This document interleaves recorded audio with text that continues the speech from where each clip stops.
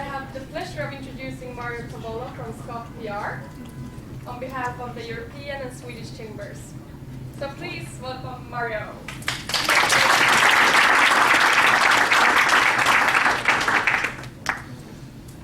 Well, good evening, and thank you very much, Emma. Thank you to the European Chamber and the Swedish Chamber for arranging this lovely evening, which, by the way, is a dialogue. A gentleman and I were speaking earlier, and I said, this is a dialogue, because I don't pretend to be an expert. I said, I'm older. See the gray hair? And the older I get, the more I know, and the more you know, the more you know how little you know. Now, with that in mind, we explore tonight what's happening with China. What's really happening? Because actually what's happening on a daily basis are the little things that you all notice. And you dismiss them. And the reason that you dismiss them is because we're just too busy. So we dismiss them. Like the time that I was, during the time that my wife and I lived in Hainan Island, Sanya. By all means, a fourth-tier fishing village city, if you've ever been there. Love the beaches, like many tropical places. And I was standing in line at the Bank of China and looked to my left and saw a rather tattered-looking man. We know those tattered-looking people. And there he was, very plain, very tattered-looking. And I noticed his tattered nylon bag. Now, again, we're all busy having and enjoying and doing and being in our own lives. So we just don't think much more about it. I did. And that's how I ended up writing the book. That's the kind of thinking. I'm the person who, and even with clients, I want to notice what everybody else isn't noticing. And what I noticed was that he was holding this old tattered nylon bag, but it was really bulky. Now, if you've been here in China for more than a few years, you know and I know that that bag had $50,000 in it. You know? And you just have to, there's only one possible response to that. Yeah, that's the only possible response. But there's a second response. And the second response was for me to wonder, what's really going on here? In terms of the way human beings filter information, we filter information by positive or negative, or we filter information by rule versus exception. My father was an exception thinker. I'm an exception thinker. But sometimes I would tell the rule to my dad. And my dad would, of course, immediately bark back at me with the exception to the rule. And since he was my dad, he was right. And I did what he said, of course. I mean, that's that. So, but you see what I mean? He was always the person who thought of the exception to the rule. And I began to wonder, to how much of a degree is this tattered-looking gentleman with this tattered nylon bag with $50,000 in it an exception? But wait a minute, maybe he's more of the rule. And how much is the case in that regard? You see what I mean? So we start exploring that this evening. We're going to talk a lot tonight about trillions of dollars. And later on, we're going to talk about how impossible it is to even fathom what that means in terms of how much money that really is. But you are now right away thinking, yes, we're going to talk about all the rich people in China because we're going to talk about trillions. And I want to make it very clear, that's exactly who we're not going to talk about tonight. I have absolutely no interest this evening to talk about the state of affairs of the ultra-wealthy people. We're here to talk tonight about trillions that's in the hands of the lower and middle classes. And how does that appear, and how does that characterize itself, and what does it mean for the future? Okay. We'll go back very, very quickly through some slides here in the front, which give us a macro picture first, because I need to set the stage, the idea of how I've approached this, but also the global macro stage. So before we talk about China, I want to give you a little bit more background in terms of myself and the global picture right now, and then we take a look at China. So very, very quickly, I just want you to know, I do this kind of work all of my life. Ever since I was 19 years old, I walked into a Toastmasters meeting and said, I want to be a professional speaker. Teach me. And that's what I did. And I was 19, and I'm 53 now, so that was a really, really long time ago. And I've never deviated from that business. I'm in the communications field for that many years, and to that degree, I know what I'm doing, we hope. Right? So I work with a lot of clients, but the point is not to look at the client list, but to notice the different sectors that they're in. So in other words, there are many of you here who are, for example, a high-level executive with one particular company in one particular industry.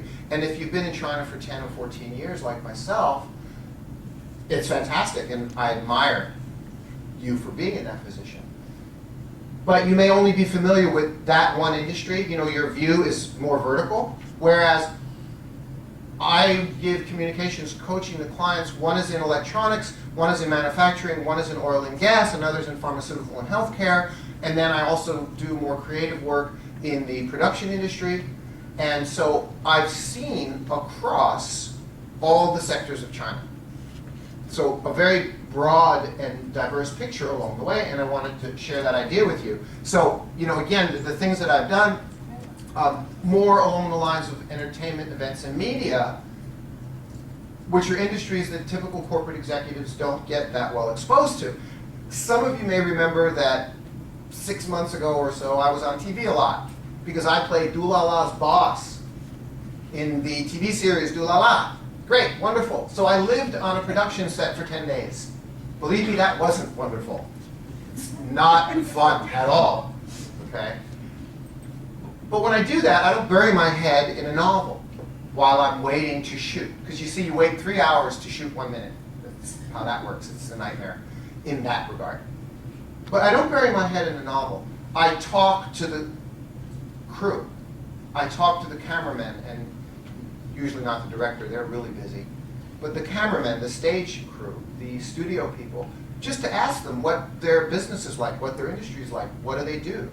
And by the way, one of the things that is a characteristic of the film industry is whether you're a Chinese person as an extra at 100 RMB or a foreigner being paid 1,000 or 3,000 or 5,000 RMB for a day, everybody in that industry is paid cash. Interesting. And that's just that one industry. Okay. So, a little bit more about my approach.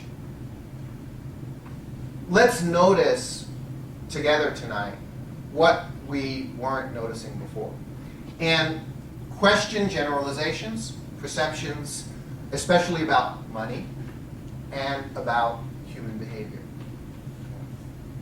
And then I want to offer my ode to Sherlock Holmes, because I really like the idea of a reasoned conclusion.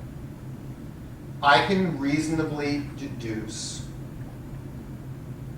a reasonable conclusion. And we know the way Sherlock Holmes does that, right? So this is the whole idea. So we're not going deep into economic analysis this evening. We look at a lot of deductive reasoning and what's also popularly known by Robert Cialdini as a motivator and convincer as social proof. Okay, social proof. And again, our focus is on that rising, rising lower and middle class of China. Okay, so let's have the big picture. Let's take a very quick look at the big picture. In general, Western economic and societal pressures are bearing down. The West is mature in its economic cycle that began 60, 100 years ago. Whereas the rise of Asia led by China, and I think that's the right way to phrase it, is young. It started 10 years ago. So this is a very important paradigm to notice. We can look at problems in the West and problems in China. We're not here to discuss those. Those aren't the topic this evening. And we can blame this and blame that and analyze this and analyze that. But in terms of being a very large overall macro influence, we have this very common economic cycle issue. One side of the world is matured, The other is fresh and rising. Okay? So there's timing. The IMF says China #1 in GDP by 2017, if they're not already there in truth. The United States, United Nations and Goldman Sachs expect China's middle class to quadruple by 2020. Indira Nooyi, Pepsi's global CEO. The global economy will hit 210 trillion by 2040 with a 40% share in China. Robert Fogel, Nobel Prize winning economist, pretty much thinking the same thing. Today's world economy is $40 trillion. 40 years later, it's going to be about 210 trillion. So, well, that's just impossible. It's just too much. It's really only about 4% growth per year. Okay? So, am I saying we're going to have ongoing inflation like we've had for the last 50, 60 years? Yeah, that seems likely. McKinsey, U.S. Census Bureau stats, in less than 15 years, China's wealthy and upper middle class combined will be twice the size of its U.S. counterparts. Very hard thing to fathom what that really means. Their Great Rebalancing Report, China households with mainstream income of 16 to 34,000 will rise from just 6% in 2010 to an estimated 15% now, that's my estimate, to 51% by 2020. That's only 6 years from now. Oops. Who's that? I don't know. Was that mine? It was mine. You know why? Look at this.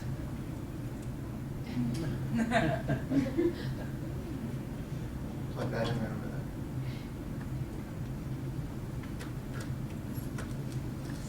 There we go.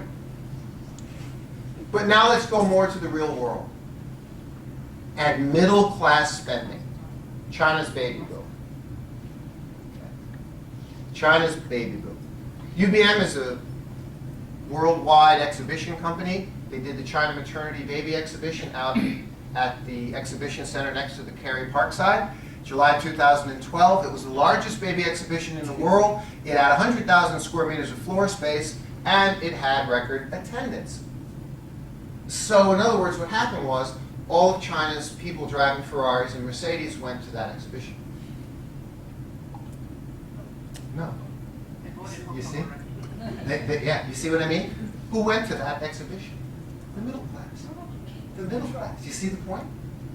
Very, very real world indicative of where the demand is coming from. Most recent real world evidence. Apple's newest iPhone 5S Gold sold out in one day in mainland China and Hong Kong, and Apple asked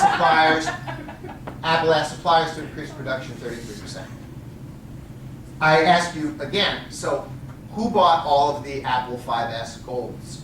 The people driving the Ferraris and the Lamborghinis and the Mercedes and the BMWs? I don't think so. I think they probably bought about 20% of them. Who bought 80% of them? The middle class, the rising middle class. Now, we can confidently say that really, really, really rich people don't go to the movies. Can we be okay with that? Who goes to the movies? We do. You know, I'm assuming there aren't any billionaires in the room.